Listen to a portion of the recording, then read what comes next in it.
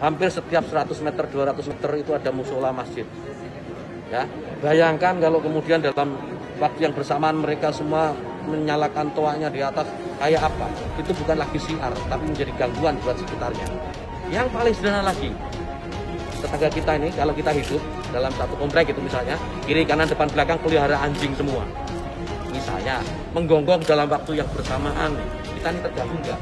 Orang-orang Islam di Indonesia sudah menggunakan pengeras suara untuk azan itu sudah dilakukan sejak tahun 1970, ralat kalau salah ya. Berarti otomatis itu sudah menjadi bagian dari budaya-budaya orang Muslim gitu. Kalau kita harus menghargai terhadap budaya wayang, kenapa kita harus ngerecokin budaya orang lain gitu? Gini deh Pak Menteri logikanya ya, hanya karena Pak Menteri menganalogikan suara azan dengan gonggongan anjing, bukan berarti Pak Menteri sudah mendengarkan suara-suara yang kontra terhadap pengeras suara untuk azan itu. Yang ada hanya bikin panas, hanya bikin gaduh, terus cuma cukup dengan klarifikasi aja.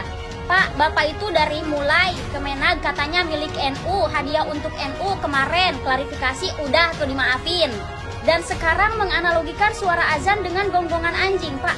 Emang Bapak nggak punya staf untuk menuliskan pidato atau statement Bapak sebelum Bapak sampaikan ke halayak gitu Pak? Dan lagian seseorang dijadikan pemimpin atau dijadikan menteri itu diyakini bahwa dia mumpuni di bidang itu gitu. Kalau cuman buat kesalahan klarifikasi,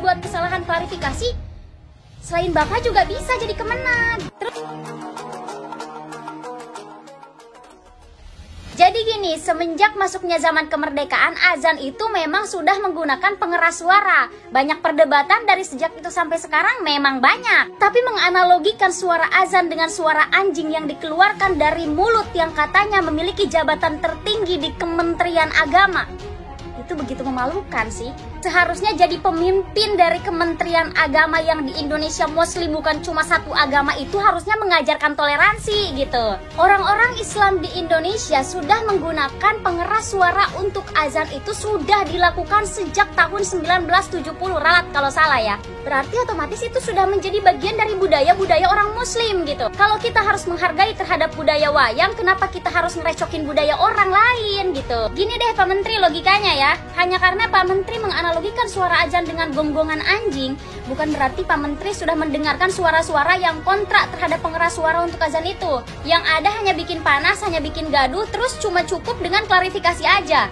Pak, Bapak itu dari mulai Kemenag katanya milik NU, hadiah untuk NU kemarin, klarifikasi udah tuh dimaafin. Dan sekarang menganalogikan suara azan dengan gonggongan anjing, Pak. Emang Bapak nggak punya staf untuk menuliskan pidato atau statement Bapak sebelum Bapak sampaikan ke halayak gitu Pak? Dan lagian seseorang dijadikan pemimpin atau dijadikan menteri itu diyakini bahwa dia mumpuni di bidang itu gitu. Kalau cuman buat kesalahan klarifikasi, selain Bapak juga bisa jadi kemenag. Terus kalau gitu spesialis Bapak sebagai kemenag apa dong? Gak mungkin dong masyarakat memanggil Bapak memiliki spesialis yang cuma bikin kontroversi saja. Kalau cuma bikin kontroversi selesai itu mengklarifikasi atau minta maaf, jangan jadi Kementerian Agama Pak. Jadi artis atau seleb aja.